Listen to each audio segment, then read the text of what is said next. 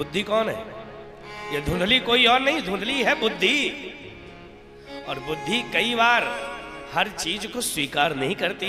बुद्धि का काम है तर्क करना। आत्मदेव की पत्नी है धुंधली। धुंधली का मतलब यहां किसी स्त्री से नहीं है, धुंधली का अर्थ है बुद्धि से। ये बुद्धि क्या करती है? ये बुद्धि तर्क करती।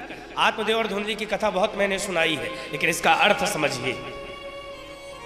वो सीधे सीधे कथा मैंने बहुत सुनाई है कि आत्मदेव की पत्नी थी धुंधली, फल नहीं खाया, बहन के बेटे को ले आई, उसका नाम धुंधकारी रख दिया। लेकिन इसका अर्थ केवल इतना नहीं है, इसके गहराई में आप प्रवेश करोगे। धुंधली है बुद्धि। आत्मदेव के संत ने फल दिया। संत का फल क्या है? ये कथा का सत्संग, यही फल है।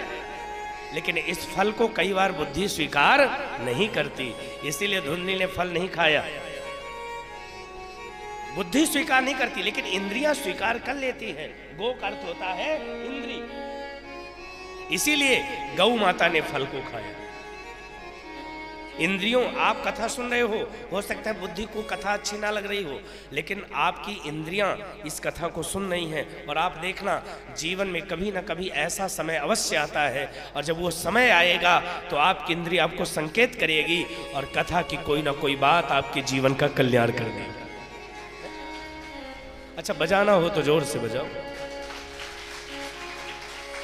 पता तो चले कि सारे जग रहे हो। ये शरीर मिला है केवल और केवल आत्म कल्याण के लिए। आत्मदेव के घर में सब कुछ है, लेकिन पुत्र पुत्री नहीं है। आत्मदेव इतने ग्लानि में आए कि सब कुछ त्याग कर जंगल में चले गए और जंगल में वृक्ष के नीचे बैठ गए। जैसे बैठे तो वहां से यति निकला, और यति ने ब्राह्मण को रोते देखा तो मन में विचार आया, कहीं ऐसा तो नहीं कि भगवान को याद करके रो रहा है। तो यति ब्राह्मण के पास गया, बोले पंडित जी क्यों आंसू बहा रहे हो? पंडित जी ने कहा कि आंसू तो केवल इसलिए बहा रहा हूं कि भगवान ने सब कुछ दिया है, लेकिन घर में पुत्री और पुत्री या पुत्र नहीं दिया। उस संत ने आत्मदेव को समझाया कि पुत्र पुत्री किस लिए चाहिए। आत्मदेव ने कहा कि जिस घर में बच्चे नहीं होते वो घर घर होता है क्या? आप मुझे पुत्र या पुत्री दीजिए। बहुत समझाया आत्मदेव को, लेकिन आत्मदेव नहीं माने तो संत ने फल दे दिया। आत्मदेव फल लेकर आए, और फल किसको दिया? धुंधली को, बुद्धि को दिया।